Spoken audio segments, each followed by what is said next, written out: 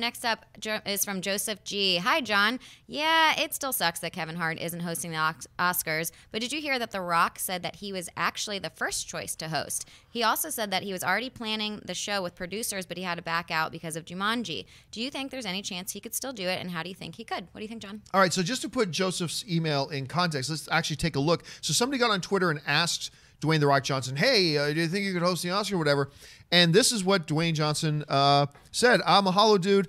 I was their first choice to host this year, and my goal was to make it the most fun and entertaining Oscars ever. We all tried hard, but couldn't make it work since I'm shooting Jumanji. Academy and I were super bummed, but maybe one day down the road.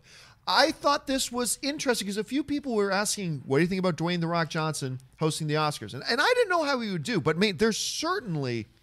You're talking about the most electrifying, charismatic star in Hollywood today. Yeah. This guy's smile could carry an audience for 15 minutes of silence, right?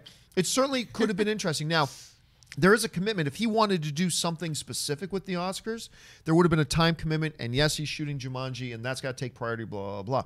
I do find it odd, though, a little weird, that in the midst of all the Kevin Hart stuff, who he works with quite frequently. I thought he was trolling Kevin Hart. It almost felt like he was saying, well, he didn't just say, well, you know, the Oscars approached me. And no, he had to go out of his way and say, I was their first choice. Right. Just so everybody knows, I was the first choice before Kevin. I thought maybe that was a piece of the puzzle he could have let out. But listen, getting back to the thing, could he still do it? No, it's way too late in the game at this point. He wouldn't be able to do it. I would love it. How do I think he would do? I think he would do great, especially if you bring a good team of writers to help him out along the way. I think his natural charm and charisma, he's a legitimate movie personality. I think it would have been great. I also think if Kevin Hart would have been pretty damn good too, but I think it would have been great with Dwayne "The Rock" Johnson. I just don't think it's going to happen. I just don't know why he had to throw in there, I was their first choice. But hey, whatever. What do you think about this? Wouldn't it be cool if the Oscars actually do have a host and they're just keeping it secret?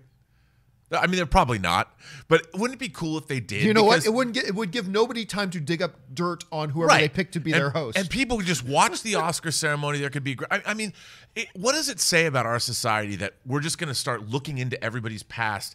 I mean, I can't imagine the horrors people would uncover about my own life when they saw things I did in college, especially on spring break. Okay, I am the host of the Oscars. I didn't want to tell you guys, but... It's been revealed.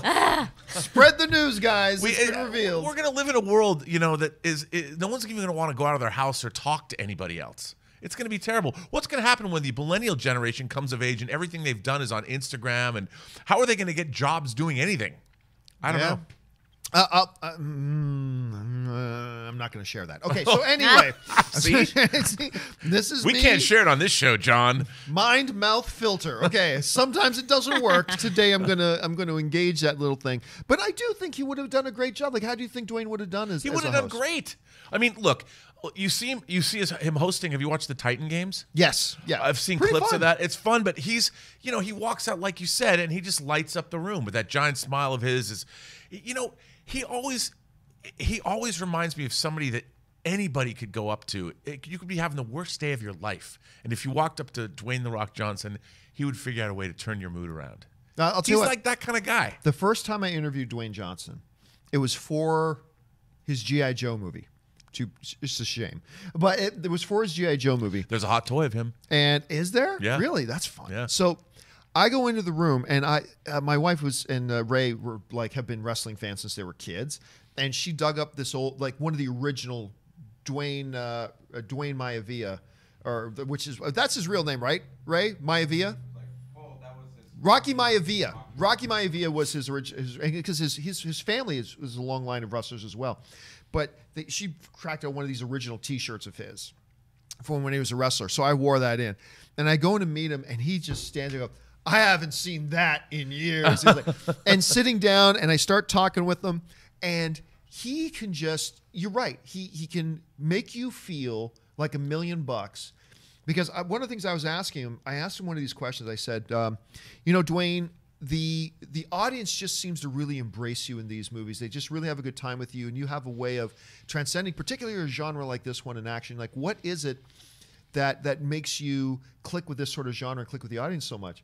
And he pauses, he starts to laugh, he goes, So basically, what is it that makes The Rock so great?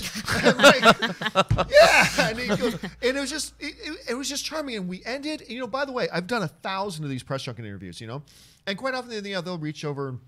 We done their interview. He goes, done. He gets up, walks over, shakes my hand, man, thanks so much for coming in. Love that question. Love that shirt, man. Thanks for made me feel real special. Blah blah blah. It's like, you don't have to do that, right? But he just did, and it just he can. You're absolutely right. He can make you feel like $1 million. Yeah. I mean, I've seen a lot of those behind the scenes videos where he meets kids that wanted to meet him, and he does a lot of that. And look, I get it. It's all sort of propaganda, but you can also tell. You can tell, and he loves it. I mean, he's been since the wrestling days. He's a born performer. He's an entertainer. And that's what entertainment does. That's what great entertainers do. They entertain all the time. All right. It's to the point where I don't even want anyone that I love to host the Oscars because I don't want them to be broken down, though. Like, that is so sad, you know? I'm like, I don't want him to do it because if he has one misstep or, you know, a flat joke, then people are going to be like, me. And well, I just... Seth MacFarlane. Yeah. I actually thought... I was a little dubious about him being picked. I thought Seth MacFarlane did a great job hosting the Oscars. I thought he was quite funny. And he got slaughtered. And I was just like, man. And no one's really been given a passing grade ever since. You know, I met him a couple times because we work with him on the Star Trek The Next Generation Blu-rays.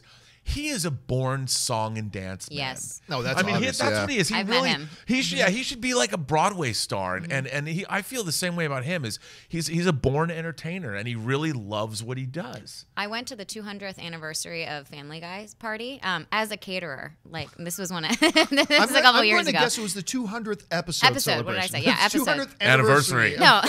Sometimes it seems that way. Yes, episode. And he got up there and did a song and dance, and I was blown away. I mean, yeah. And then he was using all of his different voices.